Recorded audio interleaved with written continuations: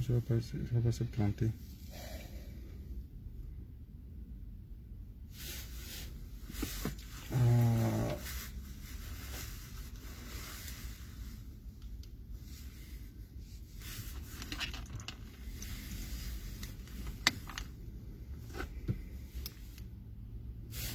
Maman, là, c'est rien, Annie. Ah oui, hein, la vie, c'est rien. Comme un bonjour. Comme tu dis, vraiment comme un bonjour. Cyril est parti comme ça. Ça doit être couché là comme si était dans... Ah, Comme si c'était dans une machine. vraiment. La vie, c'est rien. La vie, c'est rien. Oh là là. Ça, c'est terrible. C'est terrible.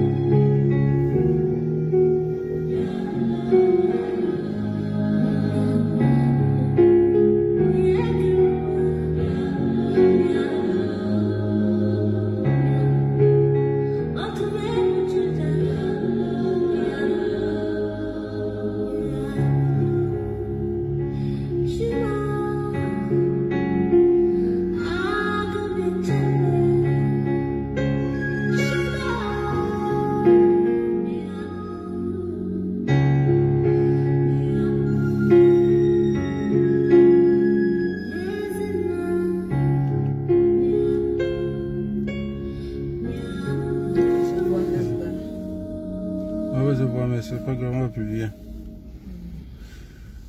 Voilà la famille. Bien le bonsoir à vous, bien le bonsoir à tout le monde. J'espère que vous allez bien. On sort comme ça au deuil. Vous savez, on dit toujours que à chaque fois que vous partez enterrer un cadavre, ce n'est pas le cadavre que vous partez enterrer, parce que le cadavre ne se rappelle pas de vous. On regarde le corps au sol. On a pour expérience de dire le corps, la peau, c'est ce qui est plus proche de votre esprit. Mais quand l'esprit s'en va, il n'y a que les hommes qui sont restés derrière voir le corps, qui se rappellent de vous. Mais on part enterrer les cadavres pour pleurer notre propre sort, sachant que demain c'est notre tour. Chacun va y passer par ce chemin-là. Nos condoléances les plus sincères à la famille de Cyril. Parce que c'est pas facile. Un jeune de 32 ans, bien portant, un AVC. Quelqu'un qui marche en route comme ça, il a un AVC. 32 ans. Il tombe, boum. Et il s'en va. Mais ce qui va aussi se passer parmi nous, c'est que, chez nous pour habitude, on ne peut pas être tous des journalistes. On ne peut pas être tous des communicants. Il faut que parmi nous, il y a aussi des personnes qui font des Facebook Live, juste pour expliquer comment la médecine fonctionne. Parce que ce jeune qui était avec Cyril, beaucoup d'entre eux ne savent même pas comment faire un massage cardiaque. Ça veut dire si Cyril tombe et ils arrêtent il y a beaucoup d'infirmiers, il y a plein de personnes qui maîtrisent un peu comment ça fonctionne. Mais si on vient tous les jours, oui, on veut chasser bien, certes. Et on veut marcher contre ce système, certes. Mais entre nous, il y a des personnes qui pourraient choisir des couloirs différents et nous faire des directs comme ça. Parce qu'aujourd'hui, à la morgue, je connaissais peut-être le peu qu'à l'auto-école, on vous apprend comment faire un massage cardiaque. Mais moi, je pensais que, en fait, c'est trop long. Mais ce que j'ai appris aussi là-bas, j'ai compris que je ne connaissais pas. Donc, si quelqu'un d'autre tombait à côté de moi comme Cyril, je vais aussi le laisser s'en aller. Parce que je vais penser que, alors, je l'ai mis sur une position de défense, j'ai arrêté sa langue, le poussé bien. Et c'est comme ça aussi, il va partir. Donc, si on dit qu'on veut un Cameroun nouveau et qu'on veut changer notre pays, il faut que parmi nous, on commence à prendre des engagements. Je sais, c'est pas facile. Que quelqu'un dit, tous les jours ou une fois par semaine, je vais choisir tel jour pour faire un direct, pour expliquer comment la médecine fonctionne au Camerounais. Pour expliquer aux jeunes Africains comment ça fonctionne. Nous tous, on serait fiers aussi de partager cela, d'apprendre aussi. On apprend que tous les jours. J'ai découvert des choses ce soir que je ne connaissais pas. Comment un jeune peut tomber au milieu de... Et on dit l'ambulance a tardé 7 minutes pour arriver. Mais les 7 minutes, les jeunes expliquent bien que non. Ils ont tenu la langue, ils ont fait ceci, ils ont... Mais il y a une partie qui a une faille. La faille, c'est quoi? Quand ils voient déjà que le gars respire, alors que c'est le cœur qui est en train de vouloir... je ne sais pas comment les médecins expliquaient ça. Mais il fallait qu'on continue. Voilà, le jeune est parti. Sa famille a dépensé pour le visa. Il est venu en Europe pour étudier. Maintenant, il rentre comme le coquille qu'on a attaché. Vous imaginez? Il va retourner maintenant comme le coquille. Mais le plus difficile dans tout ça, c'est que aucune maman, aucun parent n'est prêt à enterrer son fils. Parce que nous tous, sauf si vous êtes des lâches, sauf si les Camerounais sont devenus tellement lâches qu'ils voudraient enterrer leurs parents, enterrer leurs enfants. Chaque parent aimerait que son fils qu'il enterre. Alors j'ai vu le corps de ce jeune-là à la morgue aujourd'hui. Je ne m'imaginais plus être à sa place. Je m'imaginais plutôt être à la place de sa mère. Être à la place de sa grand-mère qu'il a élevée. La grand-mère avait espoir que Cyril va rentrer un jour l'enterrer. Mais non, c'est la grand-mère maintenant qui va aller à l'aéroport. Attendre le coquille qu'on va l'envoyer. Pour qu'il puisse enterrer Cyril. C'est de la famille. Pour aujourd'hui, je voulais juste vous expliquer qu'on est allé à la morgue, à la levée du corps de Cyril. Et que demain, ça va pas au Cameroun. Donc ça arrive au Cameroun jeudi. Ça arrive au jeudi au Cameroun. Le voyage est fini. Opération coup de poing devant l'ambassade. C'est un de moins. Opération coup de poing d'aller marcher, crier. C'est un de moins. C'est pour ça que je vous dis souvent, la lutte, c'est pas la précipitation. Au champ de bataille, on va perdre beaucoup d'hommes. Il y a ceux qui vont nous trahir. Il y a aussi ceux qui vont perdre la vie. Mais c'est pas pour autant pour qu'on abandonne. Hein. Ça nous donne plus de courage seulement. C'est de voir le corps de Cyril et dire, demain je serai comme Cyril. Mais pendant ce temps, qu'est-ce que je fais? Je me bats pour les enfants. Je me bats pour les plus petits qui ne sont même pas encore conscients. Parce que quelqu'un qui est conscient, quand il voit le corps de son frère couché comme ça, il dit, ah, regarde comment demain je serai. Mais pendant ce temps, je fais quoi de ma vie? Parce que, d'abord le combat, quand je vous parle tout le temps, c'est ça le combat. Hein. C'est de regarder le mal qui se passe avec quelqu'un d'autre. Ou les cadavres dans le nord-ouest et le sud-ouest. Tu dis, demain je serai comme les cadavres là qui sont dans le nord-ouest et le sud-ouest. Demain mon corps, peut-être je ne sais pas quel idiot serait en train de botter ça quelque part. Alors ça vous donne plus de détermination. Voilà, donc ce petit Facebook Live, C'était pour vous expliquer d'où on était. J'ai fait 150 km pour être ici. Mais il le fallait. Il fallait rendre ce dernier hommage à ces combattants. Que quand tu l'appelles, il est toujours prêt à bouger. C'est l'un des étudiants qui est toujours sur tous les terrains. Oh, ouais. Jusqu'à quand il n'a pas l'argent, il dit je n'ai pas d'argent pour bouger. Je n'ai pas de moyens, on dit non, viens entrer dans la voiture, on part. Rien que sa détermination fait que vous êtes obligé de marcher avec lui. Comme pas de avec tous les diplômes, les masters, tout ce qu'il a dans sa poche. Il n'a pas pu avoir le travail au Cameroun, puisqu'il est revenu ici pour reprendre ce diplôme-là, pour chercher à avoir du travail. Vraiment, quel... Bonsoir tout le monde, bonsoir. Je suis vraiment dépassée. Je suis vraiment touchée.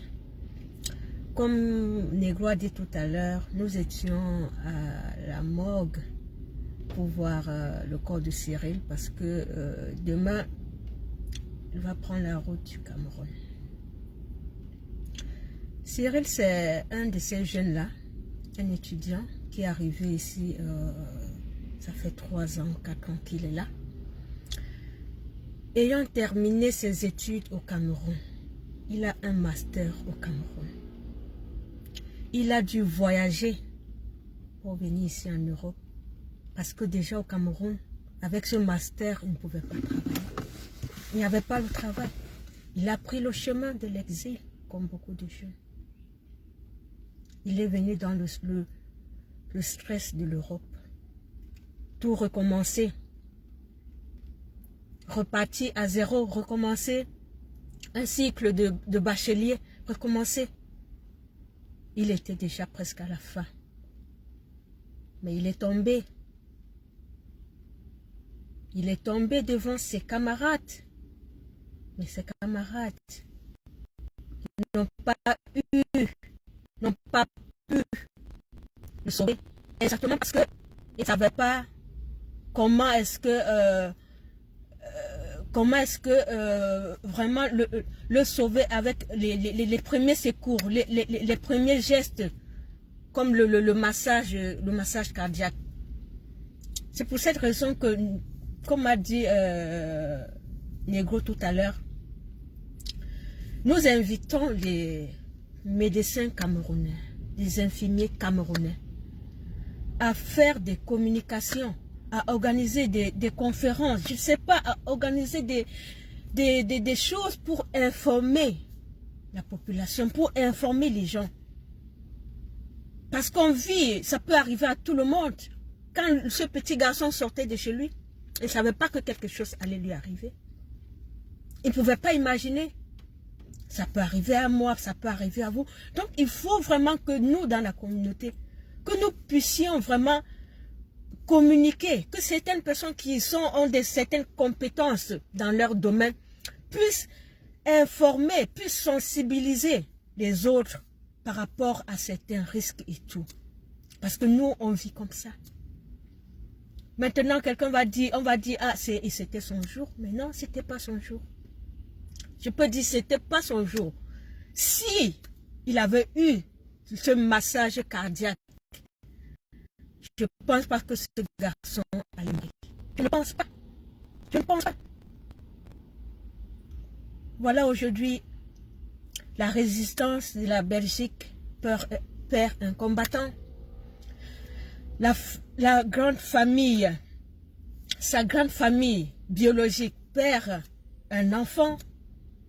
Le Cameroun perd un fils, l'Afrique perd un fils. C'est une perte énorme pour nous, les Africains. Un enfant de son âge ne devrait pas mourir. Il ne devrait pas mourir. Donc, voilà. Nous sommes venus lui rendre ce dernier hommage pour que vraiment pour que son âme, que l'âme de Cyril repose en paix. Et que chacun de nous puisse un peu penser.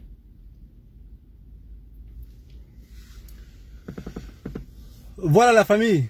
Comme vous pouvez le constater, dans toutes les manifestations qu'on fait, il y a les faces que vous connaissez, il y a les faces des personnes qu'on ne connaît jamais. C'est pour ça que quand la dernière fois, le jour de sa mort, quand j'ai annoncé ça sur Facebook, il y avait beaucoup de personnes qui demandaient toujours c'est qui Cyril? C'est qui Cyril? C'est parce que quand on est dans les manifestations, c'est pas tout le monde qu'on connaît. C'est pas tout le monde qu'on connaît. Il y a des personnes qui sont dans toutes les manifestations. Et quand vous voyez par exemple, on dit opération coup de poing. Parfois on est 30, 40, 50 personnes. Mais sur les 50 personnes là, vous connaissez que 4 personnes. Vous connaissez que 3 personnes. Mais le reste qui est derrière là, vous ne les connaissez pas. Alors les combattants déterminés, qui ont le courage, qui luttent étant conscients de pourquoi ils luttent, c'est des garçons comme Cyril. Ça veut dire, lui, il lutte. Il est conscient de pourquoi il lutte. Mais toi qui es en diaspora depuis, que tu es venu peut-être ici pour chercher peut-être du travail, tu ne connais même plus encore la misère que les gens vivent au Cameroun. Alors Cyril connaît ces misères-là. Donc quand il te parle de ces misères-là, il lutte avec détermination. Vraiment, que la terre de nos ancêtres le soit légère. Amen. Parce que, comme je le dis, c'est le chemin de tout le monde. Personne ne va y échapper. C'est un rendez-vous à ne pas manquer. C'est un rendez-vous à ne pas manquer. Donc chacun prend la mort de Cyril comme ce qui peut arriver aussi à quelqu'un d'autre. Pensez à ces garçons-là. Parce que le 3 à Paris, il devait être à Paris. C'est une personne de moins qui ne serait pas dans la voiture pour être à Paris. Lui serait plutôt dans le vol pour rentrer au Cameroun, alors que ce n'était pas le jour qu'il voulait rentrer au Cameroun. Il voulait rentrer au Cameroun. Vous savez, je vous ai dit, le plus difficile, ce que je pense, c'est que sa grand-mère l'a élevé, la grand-mère va encore l'enterrer. La grand-mère l'a élevé, la grand-mère va encore l'enterrer. La grand-mère serait à l'aéroport pour attendre le cadavre. Ça ne vient pas enterrer. Qui est fier d'enterrer un fils? Personne. Personne. Je n'aimerais pas enterrer mon fils ou ma fille ou... Anyway. J'aimerais que m'enterre. Vraiment, la famille, voilà. Nous, on tenait à vous rendre compte de ce que, où on était aujourd'hui et rendre un dernier hommage à Cyril. Nos condoléances les plus sincères. Bonne soirée à vous. Rendez-vous à Paris. On va arriver à Paris, il y aura un combattant de moins. Mais que ceux qui restent dans leur maison, qui savent qu'il y aura un combattant de moins, venez plus nombreux à Paris. Ah ouais. Venez plus nombreux parce que quand on marche on lutte pour quoi? On lutte pour que ces enfants-là ne partent plus dans les ambassades, pour prendre les visas pour venir ici. Vraiment. Parce qu'ils ont eu les diplômes au Cameroun, ils sont incapables d'avoir le travail. Voilà pourquoi on lutte. Vraiment. Parce qu'il faut que chaque personne lutte avec détermination. Pourquoi ces enfants-là sont tout le temps dans les ambassades? On demande 1000 visas par jour. L'ambassade française nous remet 3 visas. Est-ce que vous comprenez? Mais les frais de visa, ils ne nous remboursent pas. Un vol organisé en pleine journée devant nos narines. Les Camerounais aujourd'hui sont... On a dit qu'on a augmenté les visas. Pour les Camerounais même qui vivent en diaspora. Ça veut dire un Camerounais qui vit en Occident, pour rentrer dans son propre pays, doit dépenser 180 € pour payer un visa. Pour rentrer sur la terre de ses aïeux. Mais si on dit aux Camerounais que allons marcher, les Blancs ont marché pour que ce pays-ci soit libre. Même pour la double nationalité. Les Camerounais ne seront pas capables de sortir marcher. Pourquoi on doit souffrir comme ça? Si on décide d'aller devant les ambassades là, on les pourrit la vie. Même seulement en un mois. Ces gens-là vont comprendre que rien ne serait plus comme avant. Mais est-ce que vous êtes d'accord? Chacun va dire, ah, ce n'est pas mon problème. Je ne suis pas à 180 € près. Vraiment? Oui, mon cher frère, vous n'êtes pas à 180 € près. Vous avez un seul enfant. Est-ce que tu as pensé à ta soeur qui a 7 enfants? Est-ce que tu as pensé à tes frères qui sont 12 dans une famille? Ils font comment pour rentrer? Vous voyez pourquoi j'ai plus souvent pour habitude de penser que vous êtes un peuple maudit? Que chacun pense par lui-même. Que chacun pense toujours que c'est arrivé qu'aux autres. Ça ne va pas m'atteindre. 180 € de visa. Cyril est mort. L'ambassade dit qu'il ne reconnaît rien. Il ne veut rien en savoir. À quoi servent nos ambassades? Je ne fais que vous répondre, demander depuis et personne n'arrive à me répondre. 180 € de visa, si 7 personnes dans une famille vont voyager, ça fait combien qu'on doit dépenser? Plus payer les billets d'avion. Et en plus, pendant les grandes vacances, tout est cher. Est-ce que le peuple est prêt? Si on dit que les Camerounais ne sont pas prêts à sortir au Cameroun, est-ce qu'on est prêt ici à faire le sacrifice suprême? Si on ne nous donne pas la double nationalité, baissez au moins le prix des visas. On ne baisse pas. On n'a ni de double nationalité. On doit encore payer une somme énorme pour entrer dans le pays. Mais quand même. Peuple. Oh là là. Peuple là-haut. Oh. Je pense que c'est dur. On doit faire beaucoup d'efforts. Mon Dieu. on doit faire beaucoup d'efforts pour arriver à des fins. Négro, Chacun de nous... Négro, attends, tu as suivi l'histoire du Maroc. Oui. Le roi du Maroc a baissé le prix des billets d'avion pour les Marocains qui vivent ici, bon, le cas de la Belgique, pour qu'ils se rendent dans leur pays pour passer les vacances. Il a baissé les prix. Donc, un billet d'avion pour le Maroc coûte maintenant aller et retour, je crois, 150 €. Et si vous êtes 3, la troisième personne paye 190 €. Donc, si vous avez une famille de 7 personnes, les deux vous payez 150 ou 105 €. Aller et retour. Et maintenant, s'il y a les autres qui vous suivent, les autres la payent 90 €. Le roi a fait ça pour que les Marocains puissent venir dans leur pays, passer les vacances. Quand ils vont passer les vacances, ils vont investir, ils vont dépenser, ils vont manger, ils vont se péter le loger, l'économie du pays va progresser. Et pour l'argent qu'il a dépensé sur les billets, ça va rentrer dans le pays parce que les Marocains, on a ici pour venir dépenser au Maroc. Et c'est de ça qu'il s'agit. On a chez nous, je vais vous expliquer des choses.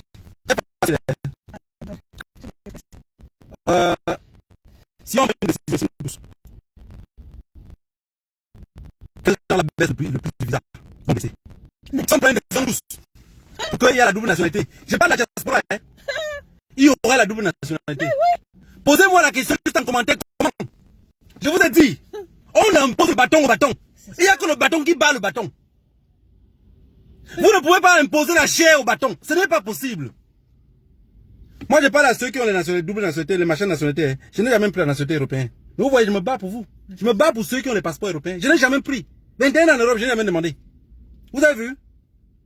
21 ans en Europe, je n'ai jamais demandé. Et je ne compte même pas demander. Mais ce que je peux vous dire aujourd'hui, c'est que si on décide nous tous, la Belgique seule a plus de 1500 Camerounais. bien sûr. La Belgique seule, plus de 1500 Camerounais. La France a combien de Camerounais? L'Angleterre a combien de Camerounais? Vous partez en vacances combien de personnes? Vraiment. Peuple, si vous êtes prêts au sacrifice suprême, je suis prêt à livrer la chair. Si vous êtes d'accord, d'ici la semaine prochaine, après les marches du 3, on s'engage à que les ambassadeurs, même l'ambassadeur va s'asseoir sur une table et parler avec nous. Si. Si vous êtes d'accord, on va pousser le bouchon plus loin. Ouais. Parce que si on n'est pas prêt au sacrifice suprême, rien ne va jamais changer pour nous. Ouais. Je vous ai dit que c'est un cartel. Et le cartel s'arrange parce que ceux qui travaillent dans les ambassades du Cameroun, ils sont payés directement par l'ambassadeur. Ça veut dire que le Cameroun ne sait même pas combien on les paye. L'État du Cameroun ne sait pas combien on les paye. Donc si vous êtes d'accord à ce que ce prix du visa là ne nous arrange pas. Ce prix du visa ne nous arrange pas. Chacun à son oreille, on dit ça ne nous arrange pas.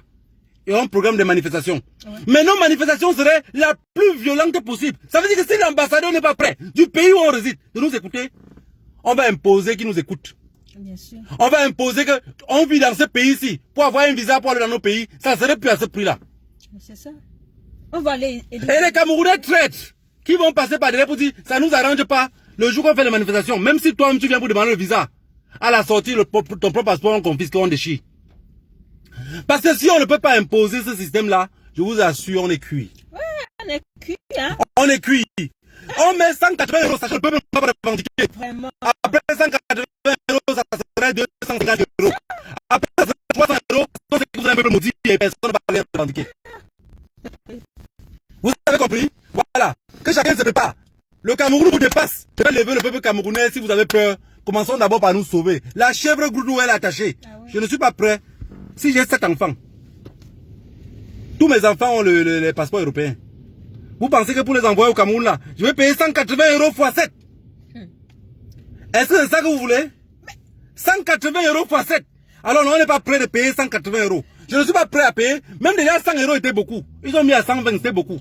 C'était il y a beaucoup. Ça veut dire qu'on va quitter les 120 € là. Hein. On va même descendre peut-être à 80 €. La lutte serait intense. Si le Cameroun ne veut pas se lever au Cameroun, c'est leur problème. Nous, on vit ici. On est des moutons attachés en Occident.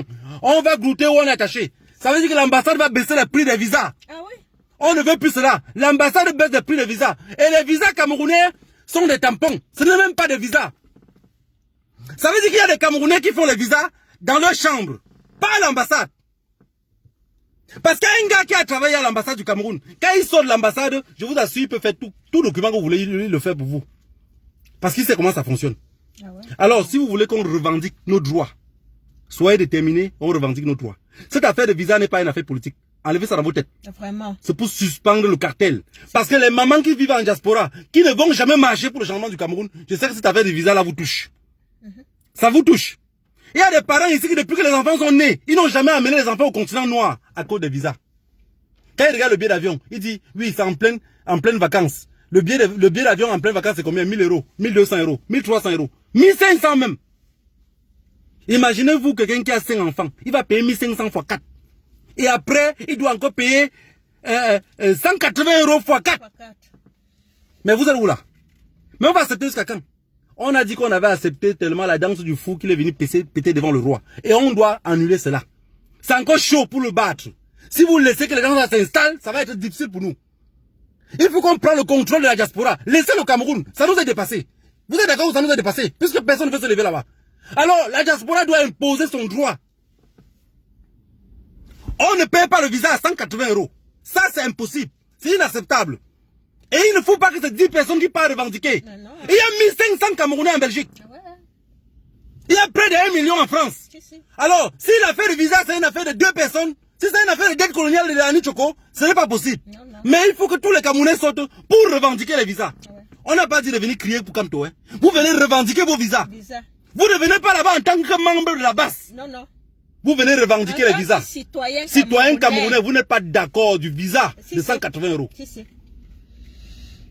J'espère que vous avez bien compris. Ce n'est pas une affaire de dette coloniale. Non. J'espère que le gouvernement camerounais, le cartel en place, ont compris aussi ce que je dis. Parce que nous, on ne va pas payer 180 euros du visa. Prêt à mourir pour cela. On ne paye pas cela. Vous avez mis 120 euros, on a accepté. Alors, si les 120 euros là vont déplacer pour être à 180, même 120 euros, on ne serait plus prêt à payer. Et cette affaire de double nationalité, pourquoi ils n'acceptent pas? Parce qu'ils savent que si on met la double nationalité, les ambassades camerounais nous servent à quoi? Ça ne nous sert à rien. On était aujourd'hui à la levée du corps d'un jeune frère. L'ambassade du Cameroun ne veut rien savoir de cela. Nos ambassades nous servent à quoi en Occident? Ça nous sert seulement à rien. Ça veut dire que c'est un cartel organisé. Ils sont ici pour tisser les plans avec leurs frères européens. Pendant ce temps, les Africains pensent que l'Europe viendrait les libérer. L'Europe ne viendrait jamais nous libérer. Jamais. On ne paye pas les 180 euros de visa. Voilà Cyril qui est mort. On rapatrie son corps au Cameroun comme une boîte de tartines. Et l'ambassade du Cameroun n'a rien imposé dessus. Ils ont dit qu'on ne les ait pas informés officiellement. Monsieur l'ambassadeur, on vous informe officiellement comment? L'officiellement qu'on vous informe là, c'est comment? Il faut nous expliquer. Mais en passant, n'oubliez pas, après le 3, la Belgique. Commençons d'abord par la Belgique. Je vis là-bas. Ça veut dire qu'il faut qu'on impose d'abord le droit qu'on ne paye plus les 180 euros. Que le gouvernement belge soit, ils écoutent la vidéo. On va manifester que tous les jours. On va bagarrer devant l'ambassade que tous les jours. On serait au commissariat que tous les jours. Après le 3, que tous ceux qui vivent en Belgique s'associent pour qu'on pas demander qu'on ne veut plus payer les 180 euros de visa. Si la France veut, on s'en fout. Si la Grande-Bretagne veut payer 300 euros de visa, de toutes les façons, c'est leur problème. Nous, en Belgique, on bagarre pour nos propres frais de visa. Ici, c'est 120 euros. On accepte encore cela. Si vous voulez changer, on va vous montrer que le café n'est pas le bonbon. Mais il faut que chacun accepte d'être fiché par la police belge. Parce qu'on n'est pas là pour lutter. Il n'y a rien qui a été facile dans la vie. Rien. La libération d'un pays, on n'arrache que par force. Même votre propre liberté en sortant de chez vous. Vos parents ne vous laissent pas partir facilement. On arrache seulement. On arrache. Et pour qu'on nous baisse le prix de visa, on doit l'arracher. Je vois des Camerounais se pavaner sur Internet. Oui, on a mis 180 euros. 180 euros, qui va payer? Qui va payer? Quand on parle de solidarité, la solidarité, ce n'est pas que tu écoutes 180 euros, tu dis, je n'ai pas d'enfant. De toutes les façons, je suis seul. Tu es seul. Mais vous êtes seul, vous avez toujours été seul. Mais nous, on est nombreux. Si on est peu en face de vous, on est nombreux. On n'est pas prêt à payer 180 euros de visa. On est prêt à payer encore jusqu'à 100. Même les 120, on ne veut plus. Et il faut que la lutte soit acharnée. Que chacun reste derrière pour dire, ce n'est pas mon problème. Hein. Oui. Non, je ne suis pas belge. Je ne suis pas belge. Français. Ça va vous toucher demain. Mais non, hein. Ça va vous toucher demain. Ça va vous toucher demain. Luttons même pour ceux qui n'ont pas de cerveau. Au champ de bataille, c'est pas tout le monde qui tire les armes. Il y a même ceux qui préparent la nourriture pour ceux qui tirent. Alors on doit aller lutter pour notre visa de 180 euros. On baisse à 100 euros. Vous avez compris? Et si la diaspora décide, la double nationalité là, on va le changer. Ah, bien sûr. Vous avez compris? Ah oui. On va le changer. N'ayez pas peur. Les touristes de ce pays-là, c'est nous. Bien sûr.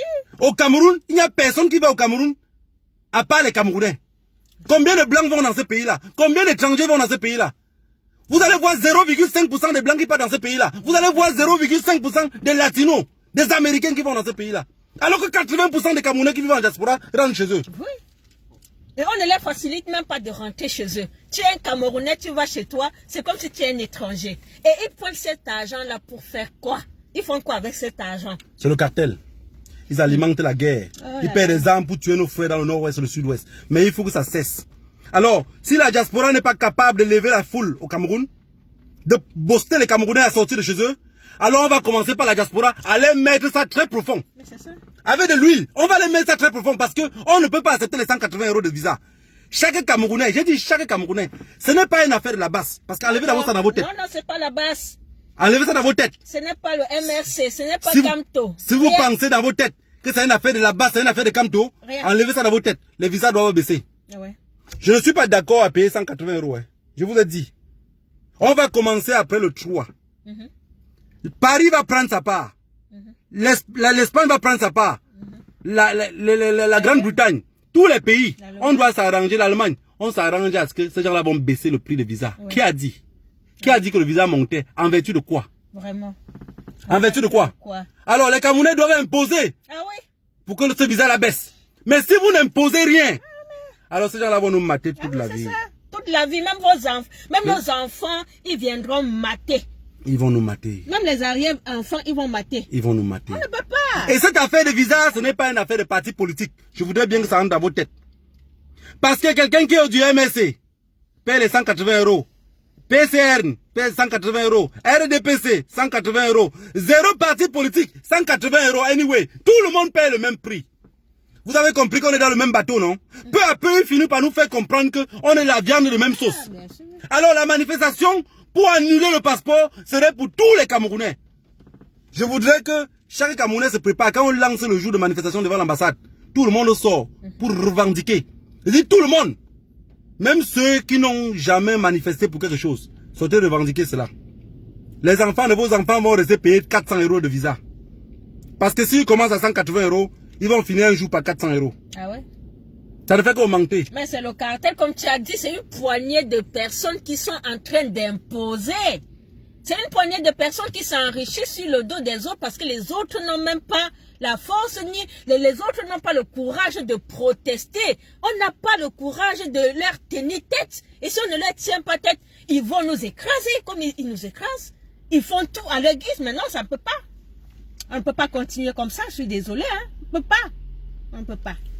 Voilà. Si je comprends bien, ça veut dire que vous êtes tous d'accord pour qu'après le 3, on commence les revendications. Après le 3, on commence les revendications pour le passeport. Vous savez pourquoi ils ont mis ça? Je vais vous expliquer. À partir du mois de fin août, non, début août, les passeports camerounais vont se faire en diaspora. Ça veut dire on ne va plus faire le passeport au Cameroun. Ça, c'est ce qui est prévu. Ils ont commencé à former les techniciens. Je vous ai expliqué ça la dernière fois. Ils ont commencé à former les techniciens en France, en Espagne, en Belgique, pour faire les passeports sur place. Maintenant, quand les passeports vont se faire sur place, le vol qui était organisé dans les avions pour frapper les passeports dans des maisons cachées au Cameroun, ce vol-là est annulé. Et comme ce vol-là est annulé, les Camerounais, éternels voleurs, éternels bandits, ils organisent un deuxième vol. Ils disent, de toutes les façons, ces gens-là ne vont pas revendiquer. Ils veulent bien venir au Cameroun manger du poisson brisé. Ils veulent venir draguer nos petites filles ici. Alors, on doit les rappeler que ce pays-là nous appartient tous. Ce pays-là nous appartient tous. Il faudrait qu'on baisse les prix de visa. On va aller tous au Cameroun. Il faut qu'on baisse les prix de visa. Et la double nationalité, je dis ici, la diaspora décide de changer la double nationalité. La balle est dans votre camp. Ah oui, hein? Parce que les Camerounais du Cameroun n'ont pas besoin de double nationalité. C'est vous qui avez besoin de double nationalité. Vous savez, avant je ne comprenais pas bien comment la double nationalité là fonctionne. Mais j'ai vu les Guinéens et les Sénégalais. Vous savez comment ils font? Quand ils quittent ici pour aller au Sénégal, ici à l'aéroport, il ne paye pas le... Comment on appelle ça? Il montre que son passeport... Il montre le passeport d'ici. Ouais. Quand il atterrit à l'aéroport de son pays, il montre maintenant le passeport de son pays. Ouais. Pour sortir à l'aéroport. Donc, on met le cachet dans les deux. Il sort. Facile. J'ai demandé à mon ami, mais comme ça, facile comme ça. Il me dit, oui, c'est comme ça. Chez nous, c'est comme ça. Chez nous, moi, pour aller dans mon pays, il me prend pas le visa. J'ai dit, ah bon? Mais vous voyez bien que les Camerounais, c'est les éternels voleurs. Ça, ils n'acceptent pas ça. Parce que, imaginez-vous qu'il y a la double nationalité. Ils n'auront plus les 180 euros. 180 euros par jour. Vraiment. Dans un visa qui est avec l'encre du BIC. L'encre du BIC, c'est le visa camerounais. Ça veut dire qu'ils ne payent même pas les informaticiens pour dire qu'on a sorti un truc qui est chic. Vous voyez bien le vol? Vraiment. Je vous ai dit que ce soit les stars qu'on réclame, que ce soit tout ce vol si organisé, tout ça c'est la crise anglophone. La crise anglophone fait qu'il n'y a pas d'argent. Il faut chercher tous les moyens possibles. Mais nous, la diaspora consciente, on peut arrêter tout ce tuyau-là. On peut. Il suffit juste de la détermination. On arrête ce tuyau-là. Ah oui. Une manifestation gigantesque devant les ambassades. Une fois, deux fois, trois fois. Même le pays dans lequel on est. On dit, attendez, c'est quoi avec votre pays? Tout ça vous embêtez tellement. Il faut les embêter. Il faut que dans la tête, on comprenne qu'on l'embête vraiment. Que chacun soit le pour dire, je sais que ça ne va rien donner. Ouais, tu me n'es pas on pas embêter.